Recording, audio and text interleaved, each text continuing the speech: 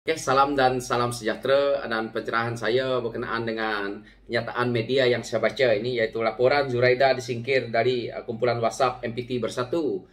Saya sebagai rakyat katakan padan muka kerana inilah akibatnya kalau pengkhianat bertemu dengan si pengkhianat yang lain. Jadi apa yang berlaku ini saya tidak heran kalau daripada Parti Bersatu tidak mempercayai beliau dan cuba dikeluarkan daripada grup WhatsApp mereka, maka jelas di sini kepercayaan itu tidak ada karena orang sudah tahu selama ini beliau berada dalam PKR yang mana kita lihat yang menaikkan nama beliau itu adalah PKR, tetapi kalau kita lihat video-video lamanya yang mana beliau mengatakan bye-bye Anwar, bye-bye PKR dan macam-macam ni, ataupun yang kita lihat lagi apa yang beliau katakan bahawa beliau masuk PKR dulu tidak pernah mengenali Datuk Seri Anwar Ibrahim.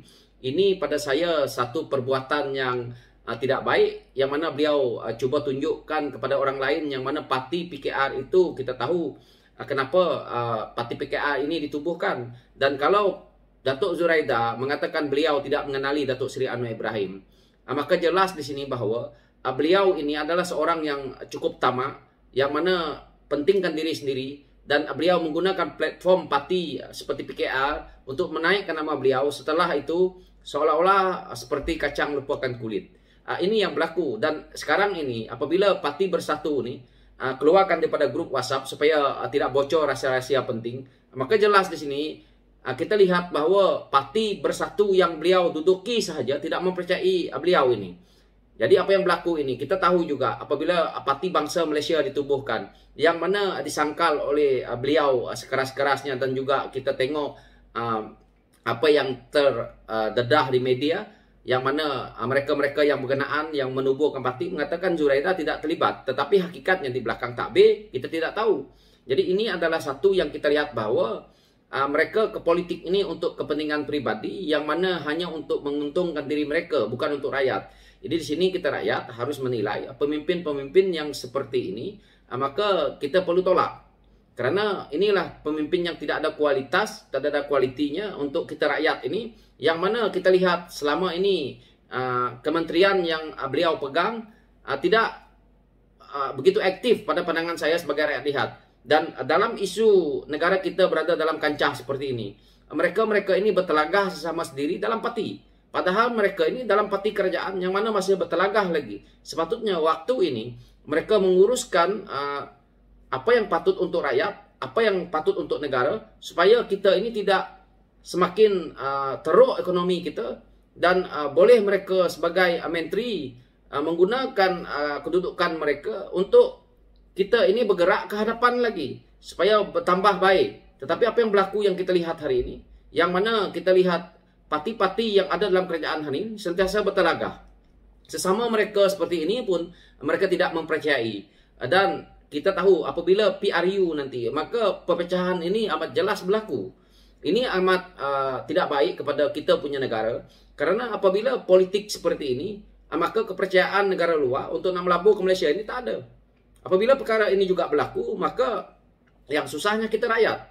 Peluang-peluang pekerjaan, maka dengan kita lihat juga nilai mata wang kita ini semakin merundum.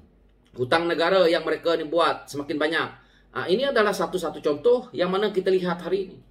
Kenapa perkara ini berlaku? Kerana urus takbir mereka yang jadi kerajaan hari ini adalah mereka yang ingin menguasai politik saja dan ingin kesenangan pribadi yang tidak memberi keuntungan kepada negara sebenarnya. Mereka masuk ke politik ini hanya untuk kepentingan pribadi. Inilah yang kita lihat. Dan mereka akan mencari keresahan-keresahan pemimpin lain dan rakyat-rakyat, terutamanya orang yang seperti saya ini suka bersuara. Inilah yang kerja mereka dengan memberi arahan yang amat menjijikkan kepada penguat kuasa untuk mereka cuba menghentikan suara-suara kita rakyat ini yang mengkritik mereka.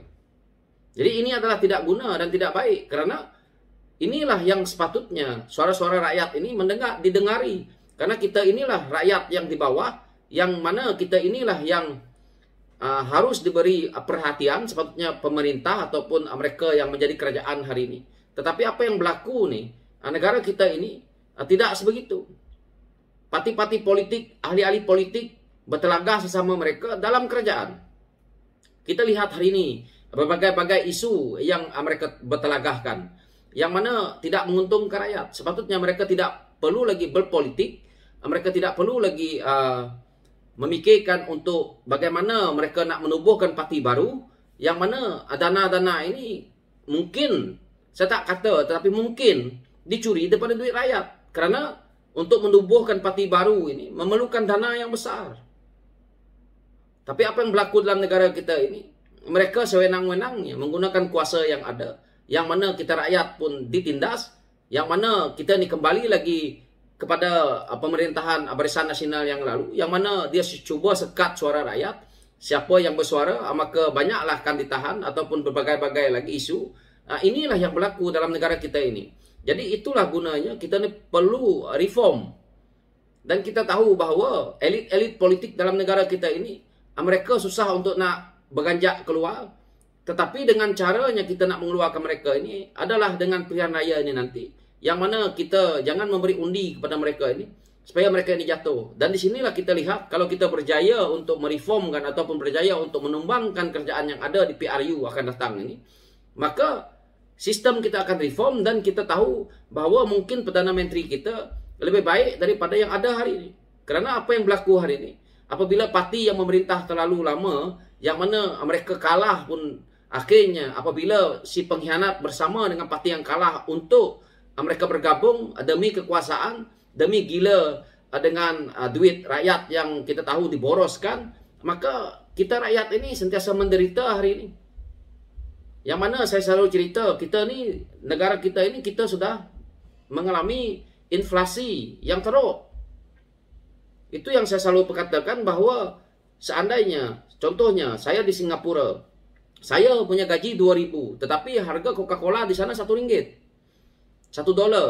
Jadi, kita di Malaysia gaji 2,000, tetapi harga Coca-Cola harganya RM6.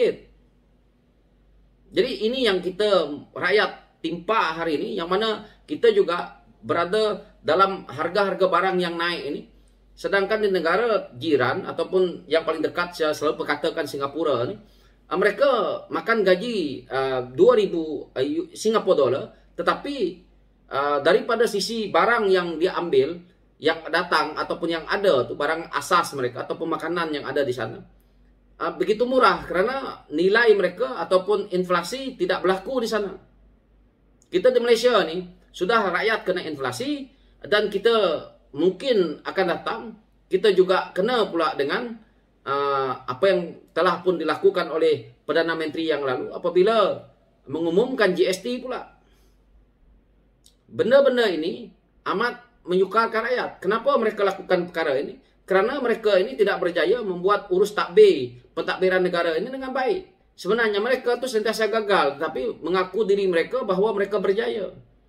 Kita rakyat ini memerlukan pemimpin yang memberi komitmen, yang betul-betul ada kualiti, yang dipercayai. Tetapi apa yang berlaku dalam politik negara kita ini? Kerana kita ini bergantung kepada permainan politik yang mana, parti mana yang mendapat bilangan ahli parlimen yang banyak, maka itu yang memerintah. Dan dari situlah juga kita nak melihat Perdana Menteri.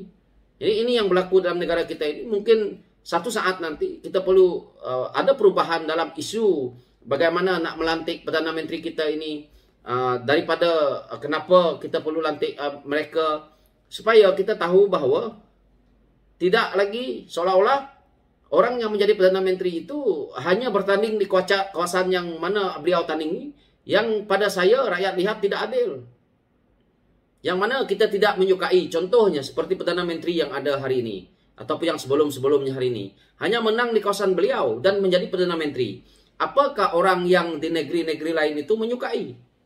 Jadi kita perlu membuat satu sistem baru, mungkin akan datang, mungkin seperti tidak logik apa yang saya nak perkatakan ini, tetapi kita nak tahu bahawa siapa yang nak menjadi calon Perdana Menteri perlu mendapat bilangan undi di setiap negeri yang ada dalam Malaysia ni, supaya ketelusan itu berlaku, dan yang mana dialah Perdana Menteri yang dilantik oleh rakyat. Tapi hari ini Perdana Menteri yang dilantik ini bukan daripada rakyat, tetapi daripada parti.